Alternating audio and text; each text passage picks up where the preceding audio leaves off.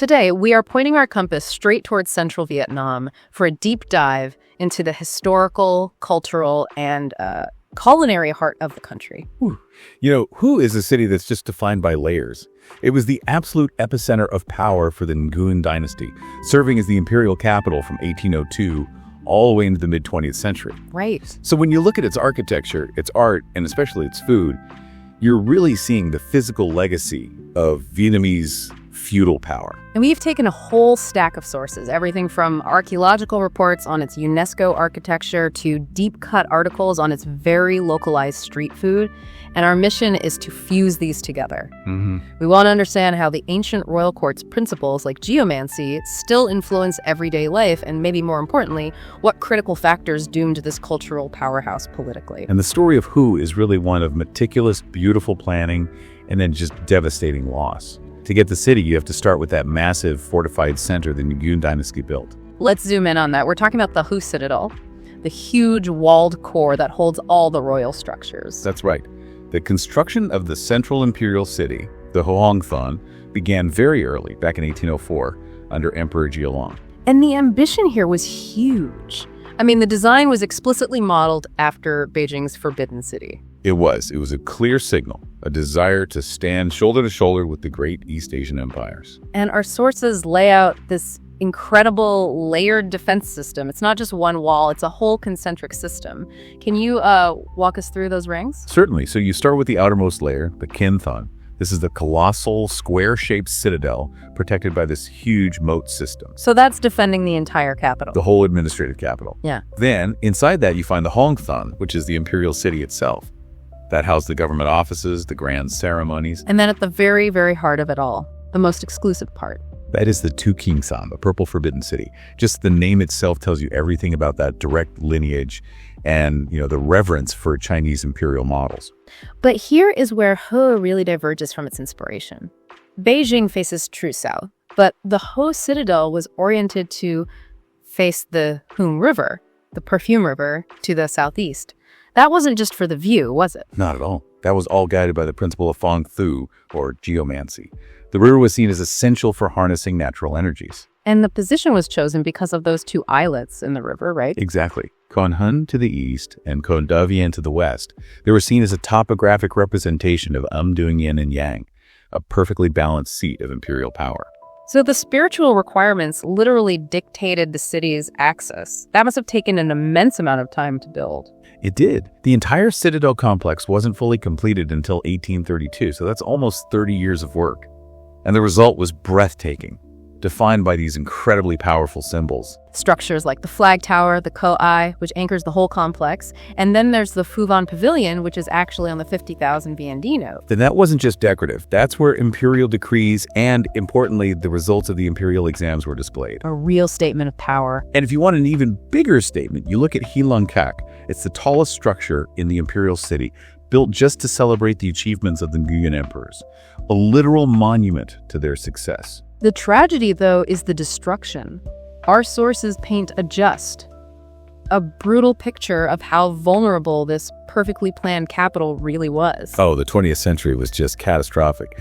The imperial city was devastated first in 1947 in the battle with the French, and then suffered even more damage during the 1968 Tet offensive. And the numbers are staggering. They are.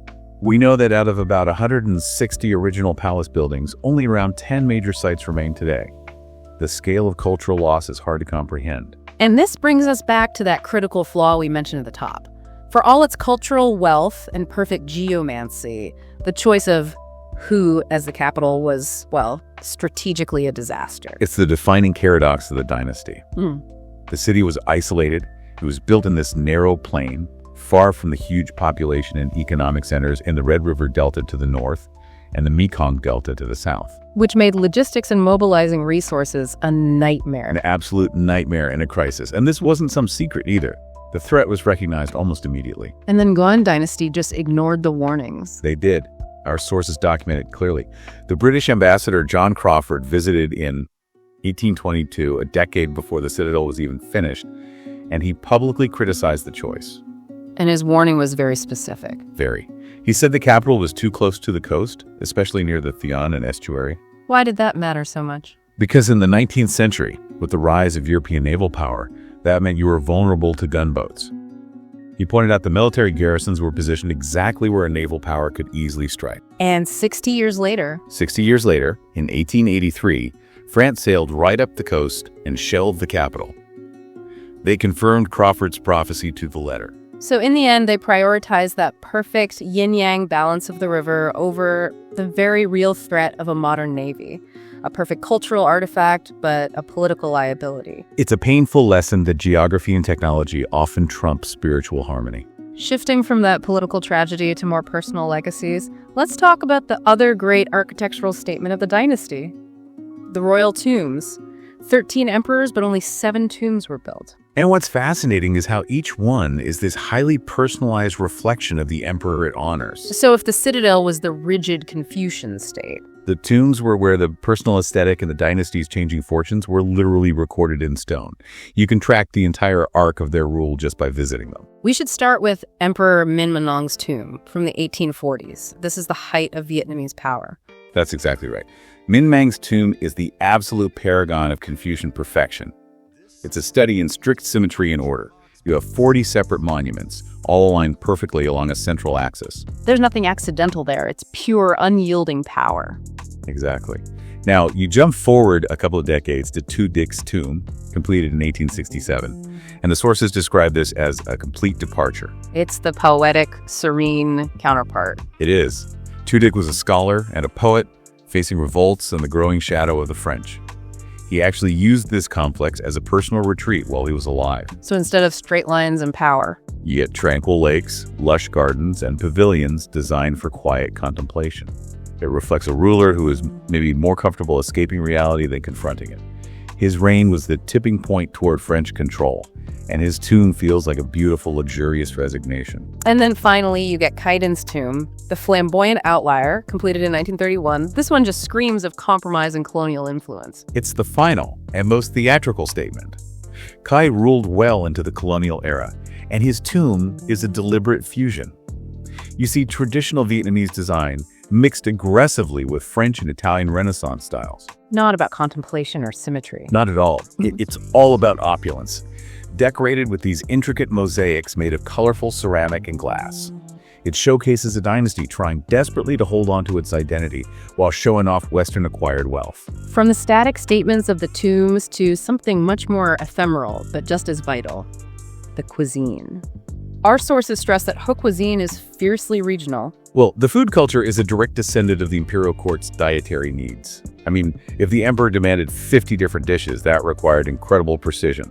And that heritage trickles down to even the humblest street food. And the sources say the key is to avoid the tourist magnets. Yes, find the places popular with locals, often right near the citadel gates. And just like the citadel itself, the food story starts with geomancy. We're talking about kum han, clam rice. This dish is foundational. It originated from Con Hun, that eastern islet in the Pieng River, which was one half of the city's yin-yang representation.